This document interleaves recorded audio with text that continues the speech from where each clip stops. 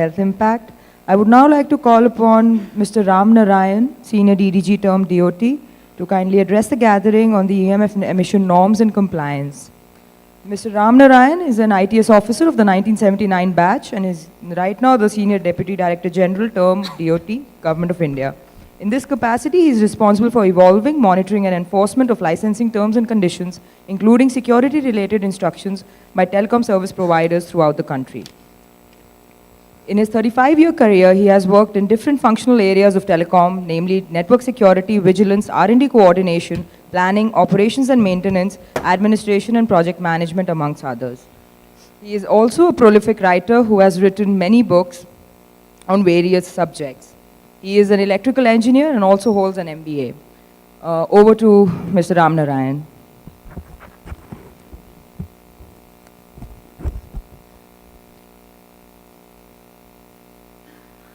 Respected Telecom Secretary Sri J.S. Deepak, Member Technology Mr. G.K. Upadhyay, Dr. R.M. Chaturvedi, Mr. Suresh Atali Dayas, T.V. Ramachandran, all the senior officers from the state governments, my friends, colleagues from DoT, and the vulnerable citizens of this beautiful rock city of Chandigarh, who are the purpose for us to be here this morning. After enjoying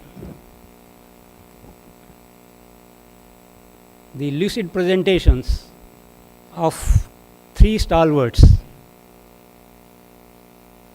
of the industry, one, Secretary Telecom, who has given the overall perspective of the telecom development, Dr. R.M. Chaturvedi, who told about the standards and the procedures adopted for EMF radiation, and Suresh Atali, who has given about the medical, on the medical science, on the EMF issue. My presentation would be short of dal roti kind of presentation.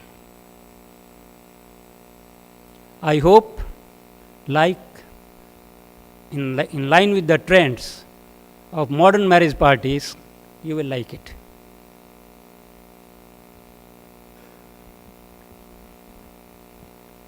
If you look around, we will find life is full of contradictions. Right in the morning when we get up, sometime there is a contradiction. Should we go for a walk in the morning, or shall I have a half an hour extra sleep and relax? Shall I go to office or shall I not? If I venture out, there is a chance that I may come across an accident, but then you have to go to office. Shall I take my family for a picnic in a car or not? If I take out, then there is a pollution. Pollution is getting created. I am exposing my family to the pollution. If I don't take, my children will feel bad about it. And lastly, mother of all, should I marry or not? Everyone wonders, should I marry or not? But human ingenuity is such, we are able to balance all these contradictions and take the right decisions which lead us to the path of progress. Most of us, we don't continue to sleep, we go for morning walk. Most of us, we go to office, we don't bother about the accident. Most of us take our families out, isn't it? And most of us land marrying, isn't it? In spite of the fact, maybe later on we'll repent. But we enjoy it.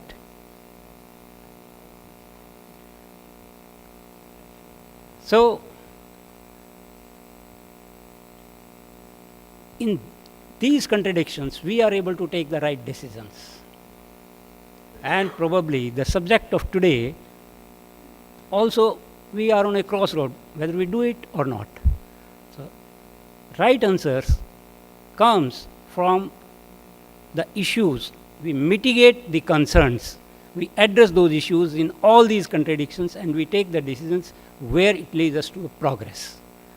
In case of the EMF, our stalwart people before, they have already stated that EMF is safe, but let us see how scientifically we are going about it. So what are the issues today? Whether we need mobile communication in the modern times, it has been answered in the morning by Secretary Telecom. Yes, we need mobile. What are the benefits of mobile phones? Mobile phone is helping us in making digital India. It is cutting down cost. It is increasing our GDP. And we cannot live without it. What can be perceived concerns of using mobile phones? So perceived concern is it may damage our health and it can create infertility. These are the perceived concerns. And what can be done to address and mitigate the concerns arising out of the use of mobile phones? So what are these? So as I stated, we are always in contradiction. The question is whether we are able to mitigate and address those concerns, whatever are there, and take the right decisions which lead us, which can take us to the path of progress. So that is what I am going to talk. What can be done in a concern for mitigating? First is, in a scientific way, we can set standards for everything. As we know, for everything we have standards. For food articles, the standards are there, so much calories you should take, so much vitamin D should be there, so much vitamin E should be there. For everything there are standards. So first we set standards in a scientific terms, then we follow standards. So we decide that we must follow standards. Then we create an assurance mechanism that whatever the standards are there, whether people are following it or not. And then we create deterrent that if somebody is not following it, what are deterrent we create it. So that is a framework for addressing and mitigating the concern. This framework is by and large a universal kind of framework for every concern, but it is applicable on the EMF radiation also. Our doubts. Do we have standards? So in public mind, the question comes, do we have standards? It comes to our mind, do we follow standards? Do we have a system of assurance? Do we have a capacity to deliver on assurance? Do we have deterrent? So these are the 5 questions mostly. If there is any other question, we can address that as well. Do we have standards? Now I want to have a kind of survey, because so, do we have standards? How many of us sitting in the hall who are from the general public, vulnerable citizens, how many of them are aware that do we have standards? So raise hands. Do we have standards? Are you aware about it? So I can see only 5-10 people are. Not many people are aware that we have the standards. So if we know about the standards, then our issues will be addressed. So the answer is we have standards. There are standards. We do have standards which are 10 times more stringent than internationally recognized standards, as has been talked in the morning and again restated. Do we follow standards? So same question comes. Do we follow standards? So how many are we aware that we follow standards? Kindly raise hands. So again, very few. So now the answer is, the standards are followed for all towers. And how are they followed? Self-certificate with detailed calculation showing that the tower meets the standard is submitted by the TSP before a tower starts radiating. So for every tower, standards are followed religiously. Do we have a system of assurance? Yes, we do have a system of assurance. Up to 10% of the towers are tested by DoT term cells. 10%, some people say 10%. 10% is a very high sample size for almost 100% confidence level as per risk management system. You go to any statistical analysis, say all the poll surveys we are conducting, the sample size is 0.001% kind of sample size is there. 1 out of 1,000 is a very, very high sample size. Here we are having 10% sample size. So this sample size is 99.999 kind of confidence level is there. So this sample size is very high sample size for doing an assurance. Do we have capacity to deliver on the assurance? Yes, we have adequate capacity to deliver on the assurance. We have 34 term cells across India for monitoring and security and vigilance related activities. So not only EMF, all areas of the security and license compliance are looked after by these 34 term cells. There are around 400 officers posted in these term cells who are discharging these functions, as was stated in the morning by the secretary. So if any complaint is there, those term cells, they check those towers as well.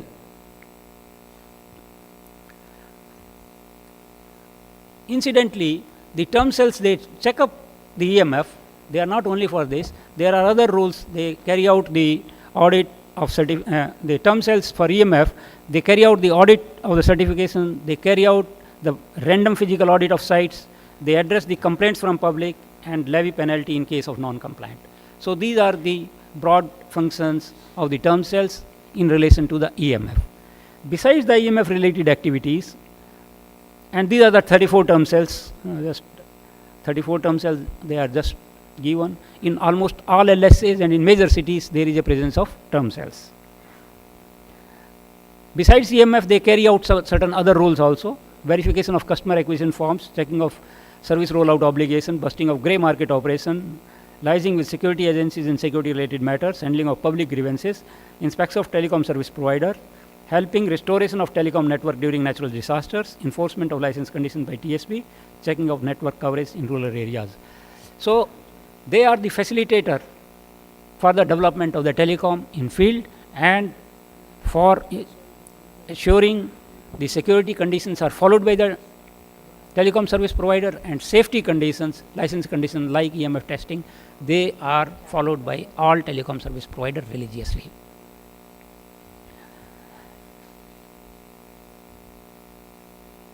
EMF safety, it is not only for one technology, it is for all kind of technology, whether it's 2G, 3G, 4G, CDMA, 5G, because all technologies, they radiate, and the radiation level from all of those technologies are combined and they are measured. So whether it is 900, 1800, 2000 or whatever is there. So, and the process is in place to ensure adherence to the prescribed standards, and the strength of EMF is expressed as F by 2000 watts per square meter. F is the frequency at which the tower radiates. Suppose a tower is radiating at 1800 frequency, then 1800 divided by 2000, so then it comes 0.9 watt per square meter. So that is the standard followed. Whereas the international standard in ICNIP is F by 200. So our standard is 10 times more stringent than the ICNIP standard. And most of the countries, they follow ICNIP standards. Majority of the countries, in fact, follow ICNIP standards, which is F by 200. We are following F by 2000 standard. So there is an adequate safety margin in Indian standards. So what is the overall mechanism to ensure EMF compliance by the term cells? So the detailed process with maximum power for radiations have been prescribed to operate a base station on a tower. So this prescription has been done by a specialized agencies in DoT. It is called Telecom Engineering Center. So Telecom Engineering Center has prescribed those standards, and they have given a detailed process how this should be measured and how it should be calculated. Then the operators are required to submit certification of adherence to these prescribed norms with detailed data and calculations. And this data and calculations has to be done as prescribed by the TEC. They are not doing, sometime the apprehension is there, the telecom service providers are doing the calculation at their own, or they are measuring in their own way. No, it is not, they cannot do it their own way. There is a definite prescribed standards by Telecom Engineering Center, which is a technical body of the DoT. Then the term cells check the compliance by on-site sample testing, as I showed 10% of the sample testing. And you can see it is not done by one organization. One organization and check and balance is there. That standards are set by somebody, then the radiation is, towers are installed by the telecom service providers, then they do all the calculations, and then the term cells, which is another agency, they check up the standards. The term cells check compliance by on-site sample testing. And no commercial launch is possible before a proper certification is given by the telecom service provider. Penalty is there on non-compliant sites and closure of sites that do not meet the prescribed EMF norms. So there is an end-to-end process described and followed for EMF radiation. And probably India will be maybe out of few countries which has such a detailed process of prescribing the EMF standards and ensuring that those EMF radiation norms are followed. So the term audit process consists of, they audit the certification document submitted by the TSPs, they audit the actual EMF level measurement on ground by going on the site, and the audit of site against all complaints is done by the term cells of DoT. By the way, I have been using term cell. Term means Telecom Enforcement Resource and Monitoring Cell. The field measurement method, again as described by the TEC, is like this. The broadband measurement ensures that the signal power from all towers should not exceed the limit prescribed. So it is not against one frequency, 900 frequency or 700 frequency or 800, 1800. It is whatever the radiation is coming from all kind of the frequencies. So it is taken into account in this maximum limit of 1 watt per square meter. Now, in the beginning, I had asked 5 questions. 4 I had answered, and 5th answer was, 5th I had deferred, that do we have a deterrent? Although in between we have stated that penalties are imposed, but what is the quantum of those penalties? What is the deterrent? So yes, we do have a deterrent, and in case of non-compliance, all operators emanating signals are penalized. And the cumulative effect of multiple towers in one area should not exceed the EMF limit. And this penalty is not a small amount of 1,000 rupees or 5,000 rupees. It is a penalty of 10 lakh rupees per operator and per BTS. If on a particular tower, if 5 BTSs are there, the penalty is not 10 lakh rupees, the penalty will be 50 lakh rupees. By the way, the cost of construction of a tower is far less than 50 lakh rupees. So that is such a deterrent, heavy deterrent, no one can venture to exceed the tower limits. And in case, by chance, if it is found, then the tower has to be brought within the norms, and if it is not brought within the norms in a month's time, then it has to be shut down. They have to forego their whatever investment has been made of 50 lakh rupees or 70 lakh rupees on that tower construction. So that is the kind of the penalty imposed. And so far, whatever the towers have been found to be non-compliant, they have been made compliant, and a penalty of around 11 crore rupees has already been imposed on this account on the telecom service providers. So coming to what is the, say question comes, okay, how many towers are tested, how many towers are there? So on all over India, as stated in the morning, we have got around 12.5 lakh BTSs and around 4 lakh towers, and out of these 3 lakh 30,000 towers have been tested by the term cells. By the way, 3 lakh 30,000 testing of a tower is a huge task which has been accomplished by the term cells. And this year alone, around 40,000 towers have been tested, only up to in 2015-16 till 31st August 2016. And in Punjab and Haryana also, you can see number of the towers have been tested. So far in Punjab, 10,000 towers have been tested, and Haryana 9,000 towers have been tested, and so this is the statistics. And number of the tower non-compliant towers across India is 212. Fortunately, in Punjab and Haryana, no tower has been found to be non-compliant this year, and only one tower has been found non-compliant in Haryana so far, and which has also been brought to the compliance status. Now, there is no non-compliant towers. So, as you can see, so a complete ecosystem is there of assuring that we are safe.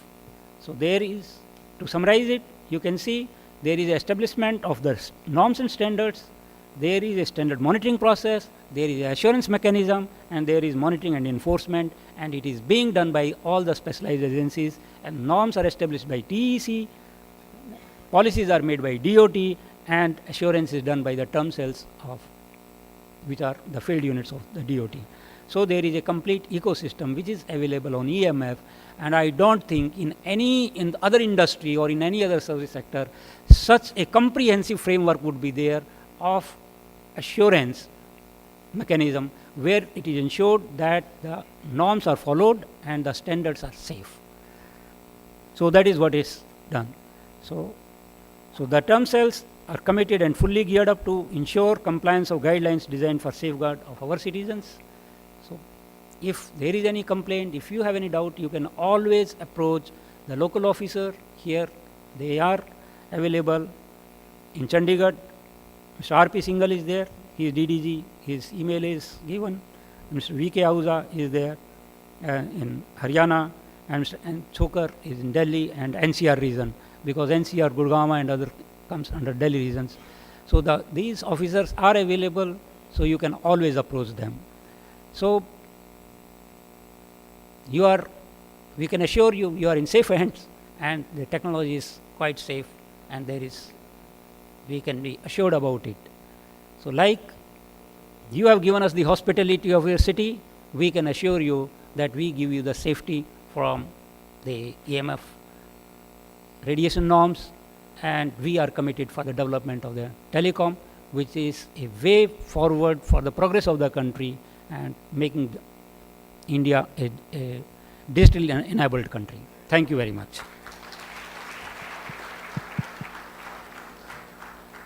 Thank you so much, sir, for shedding light on the regulations and the norms around